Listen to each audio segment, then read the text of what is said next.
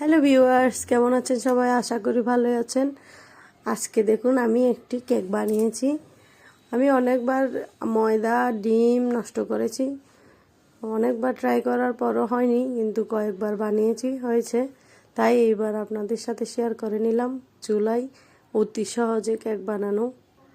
একটা ব্লেন্ডারে জগে সব কিছু নিয়ে একটু ব্লেন্ড করেই দিলে সব কিছু একদম ফুলে টইটুম্বুর হয়ে যায়। আমার কেকটা দেখুন 10 মিনিট পর এই অবস্থা হয়েছে। তারপর আধা ঘন্টার মধ্যে একদম ফুলে টইটুম্বুর, দেখুন ফুল একদম বের হয়ে চলে এসেছে।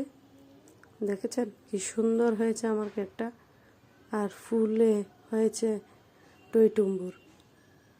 খেতেও হয়েছিল দারুণ।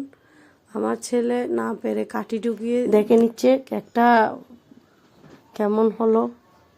দেখুন একদম ফ্রেশ হয়ে গেছে, কিন্তু অনেক দারুণ হয়েছিল।